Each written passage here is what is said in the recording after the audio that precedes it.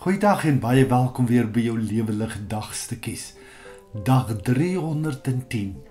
Ook maar net mens. Galasiërs 5 vers 22. Ons lewe deur die Gees. Laat die Gees nou ook ons gedrag bepaal. In die oorspronklike teks ons wandel bepaal. Wanneer jy struikel, is dit nie altyd 'n val nie. Dis soms die Gees wat jou iets wil laat hoor. Ook maar net mens.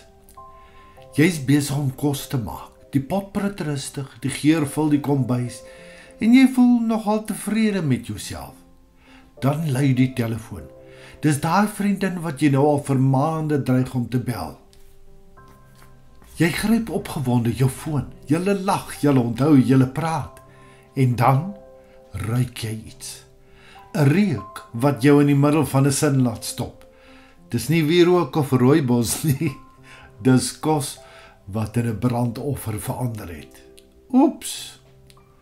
Jy hardloop kombuis toe, ruk die pikswart pot van die plaat af, terwyl aandete saam met die rook en ligte laaie by die venster uittrek.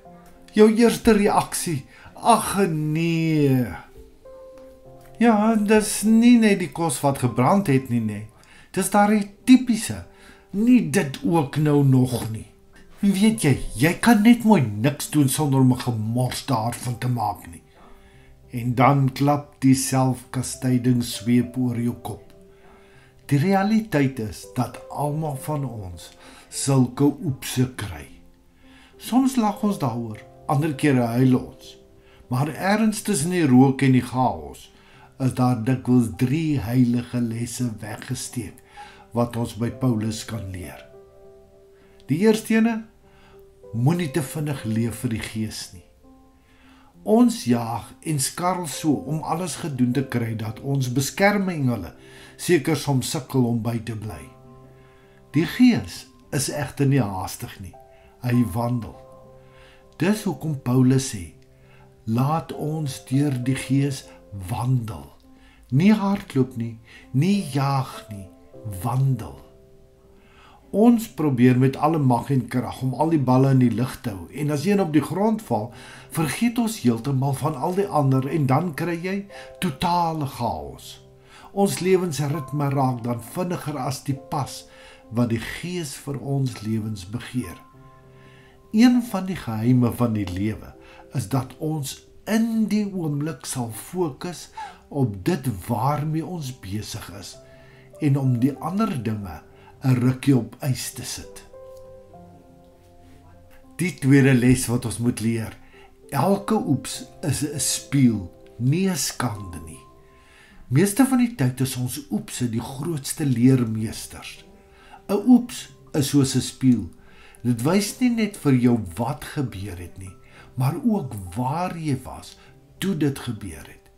Wat het jou aandag gesteel? Hoekom het dit jou aandag gesteel? Die Gees gebruik selfs verbrande kos om ons soms te herinner aan wat binne-in ons harte aan die brand is. Dalk ons vrede, ons balans, ons prioriteite. 'n Oeps sê nie jy's dom of onbeholpe nie. Dit sê, kom kyk mooi, hier is iets om te leer. Les 3. Genade het meer voedingswaarde as skuldgevoelens. Ons eerste reaksie op 'n fout is gewoonlik negatiewe selfkritiek. Jy is darm. Maar die Gees reageer anders. Hy bring genade. Hy fluister, ek was hier toe jy vergeet het en is nog steeds in die rook met 'n glimlag saam met jou.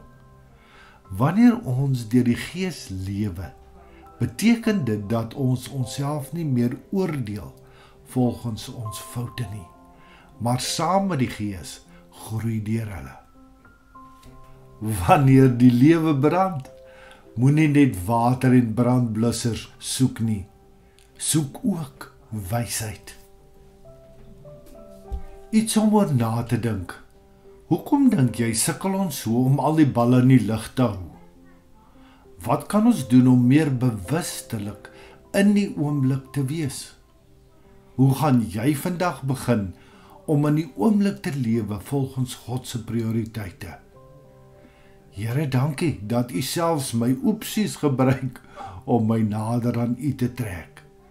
Help my om stadiger te leef, beter te luister en saam met U Gees te wandel, selfs wanneer die kos brand. Amen. Kom ek en jy begin so bietjie stadiger leef, met 'n heilige huiwering saam met die Gees. Ons word bewus van waar ons is, waarmee ons besig is, wat die Gees wil hê ons moet doen, en ons bly en hou aan om dit te doen tot God se eer. Mag die Here jou ryklik seën. Liefde groete, Charles Botha.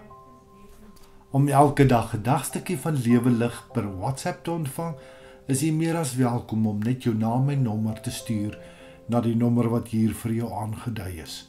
Jy is ook meer as welkom om ons Lewe Lig Gemeenskap Facebookblad of ons Lewe Lig Gemeenskap YouTube kanaal te besoek. Shalom.